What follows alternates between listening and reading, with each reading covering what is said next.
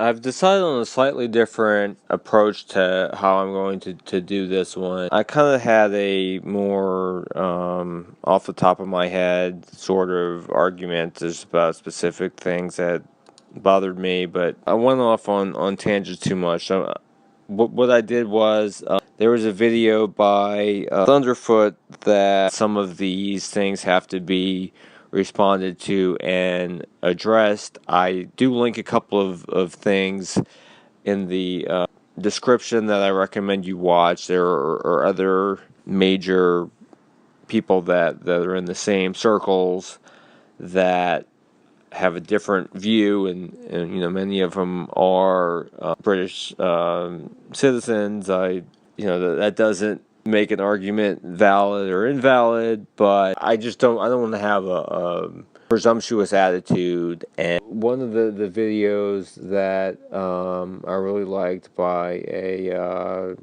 a British person, the guy's name is Vindicator, and he made a good response to Thunderf00t's video. It's actually about an hour long, but if you really want to dig into some of the things, I recommend that video, and it also shows the various components and breaks it down. There's a shorter video that does something similar.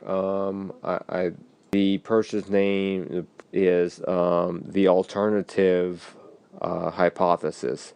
That's only about a 19-minute video, and that also shows the highlights, if you want to call them that, of Thunderf00t's video. So I'm going to get to the specifics now.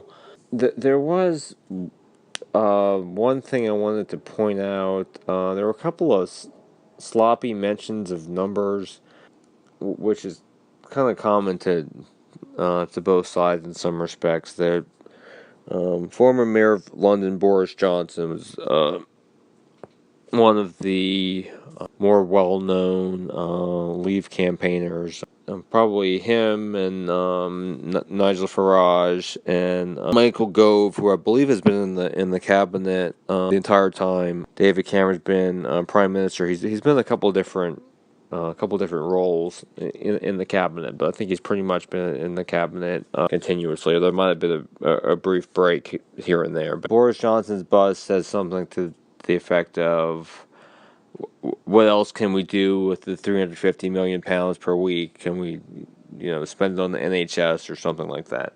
And so that number's been attacked because there's something called a rebate that they get.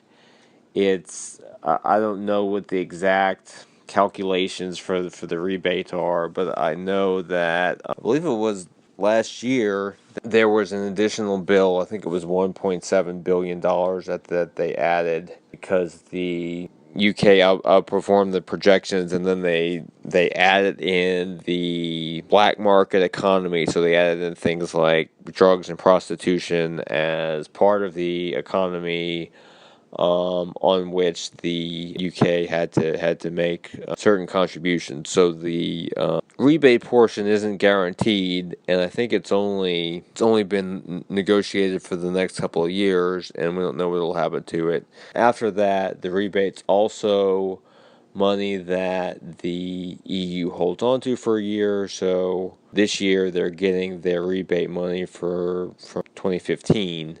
So that they're having to make the budget for 2016, but they're only getting money back from 2015. So it's still that money that they have to front for a year.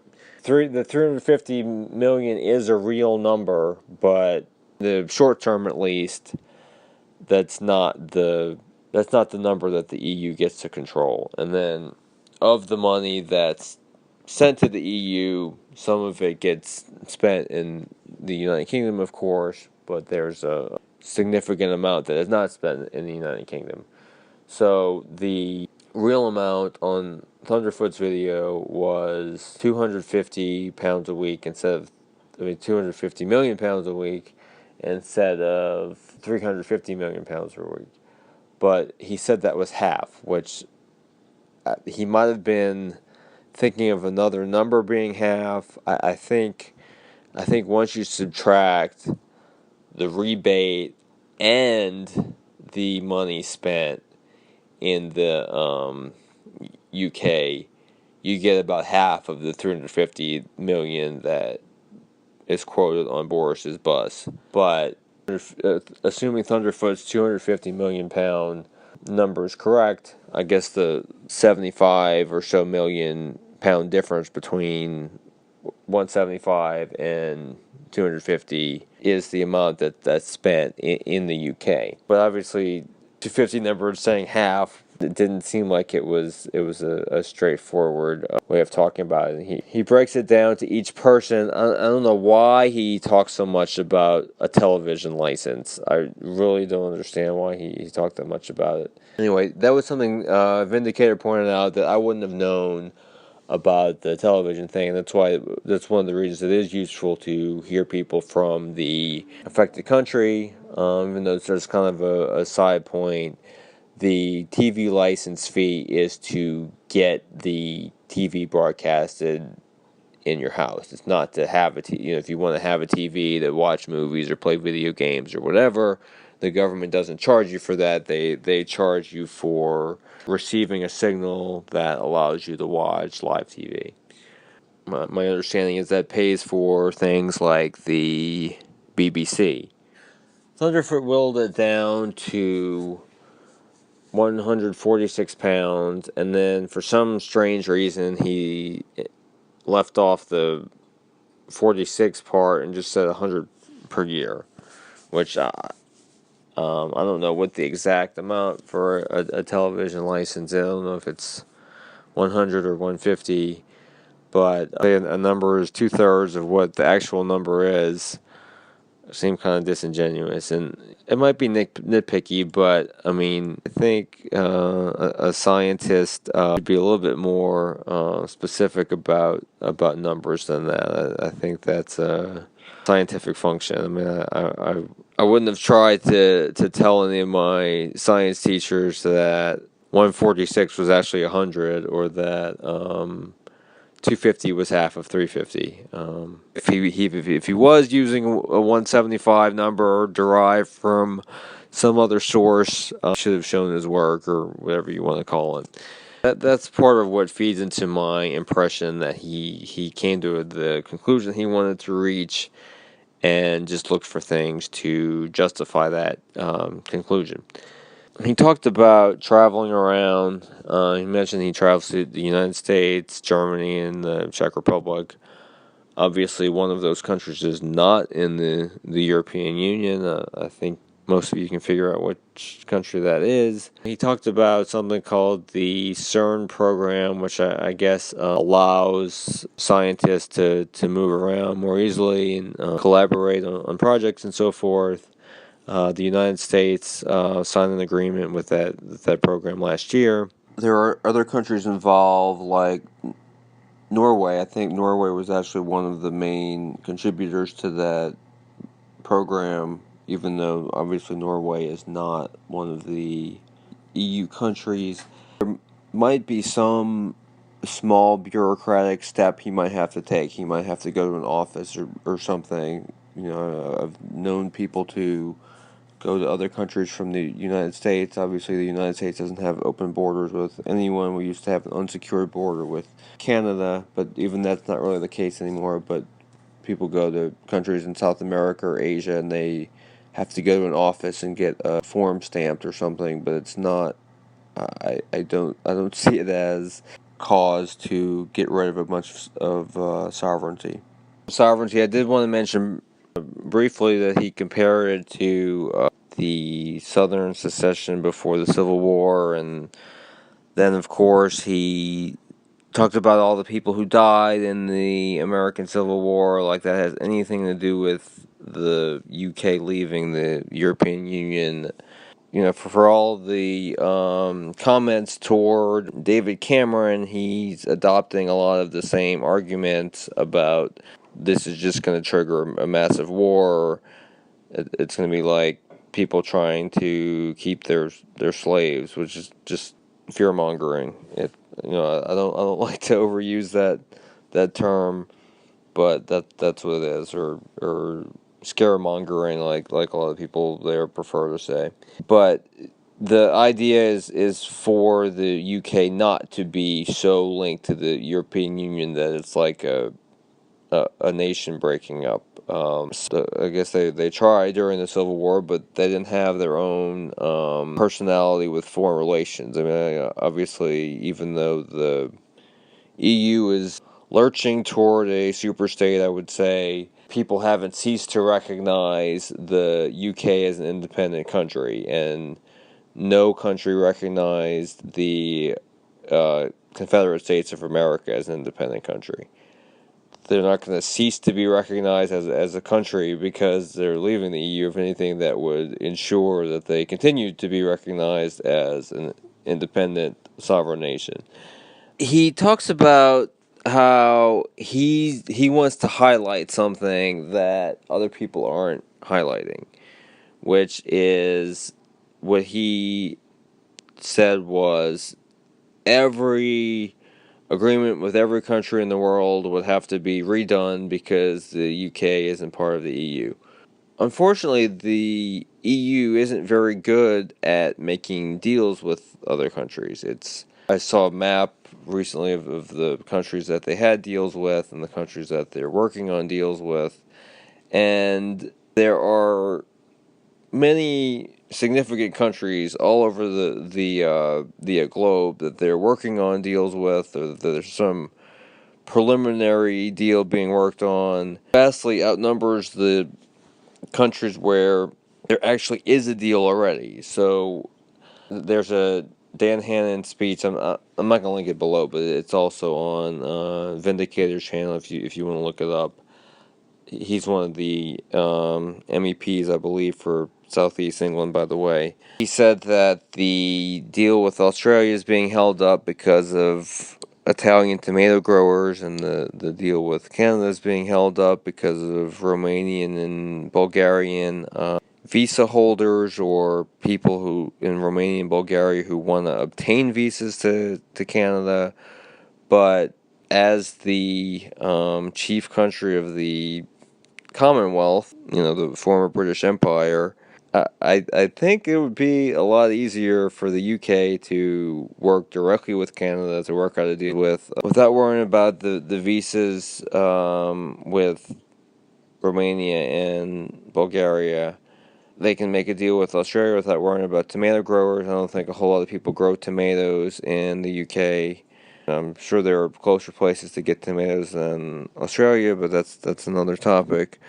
Anyway, so I mean, these are just silly things, and I think it would be very easy to work out a deal without having to try to make everybody happy in these other countries. And I also think, given our relationship with the UK and another matter, I'm not a big fan of the military endeavors that we've been involved in, but I think there's a level of good faith that's a lot less guarded than the relationship between the EU and the United States, and I think that there's less of insisting of corporations having a check against the UK government than there is about them being concerned about the EU government or other countries within the EU, such as France. Hollande's program, when he became the president of France, was very hostile to businesses. I think that's more what they're worried about than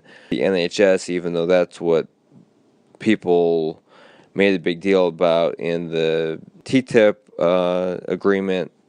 I think there can be a much less far-reaching negotiation between the UK and the US based on history and respect, and just understanding that not going to have impediments to trade without making a complicated process for companies suing the UK government, or for UK government companies to sue America, for that matter.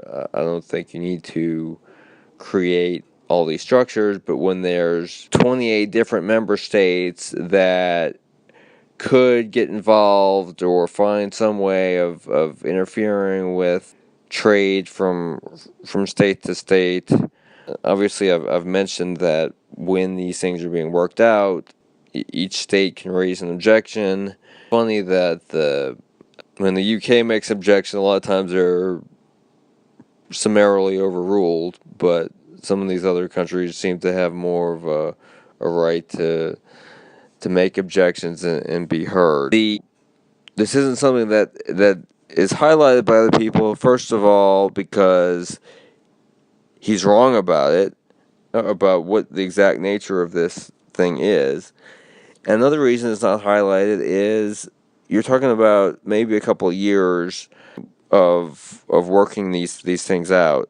Like I was saying, I think it would be very easy to complete a lot of these deals that the EU hasn't been able to complete, that the UK would be able to complete before the EU even gets around to it. So if Iceland and Switzerland can make deals with China without it being too difficult or complicated, I definitely think the UK can make deals with smaller countries as well, and not to mention all the countries that it's in the Commonwealth with. Even though there's more imbalances than with the main Anglosphere countries, I think they can work that out pretty easily. Anyway, I think we're talking about a couple years here, and it's been 41 years since the British people had a referendum. I don't think talking about something that might be slightly annoying for some bureaucrats and diplomats, that mild annoyance is more significant than what could be decades into the future. And as I said, if you're worried about the tumult that states trying to break away from the United States caused, don't let the UK become a part of the United States of Europe and then try to break away in 20 years or 30 years or 40 years, because it will be essentially the United States of Europe by then. And I'm not elderly, but I would be at least somewhat lucky to live that long. So if it's another 41 years, it's much longer than I've been alive. So that's a long time. That's why, there's a reason other people aren't highlighting that, because it's not what you think it is. Britain is forbidden from making deals with these other countries while it's in the EU. So that's why if the EU doesn't have a deal, Britain doesn't have a deal. If the EU wants to impose tariffs on agriculture from Africa, or textiles from India, or manufactured goods from the United States, China, or lumber from Canada, if the EU wants to impose tariffs on those things, the UK has to have those tariffs. It'll possibly be a much better arrangement not to have those tariffs in place. There is some talk of the worst case scenario, which is WTO rules. A couple things I wanted to say about the WTO.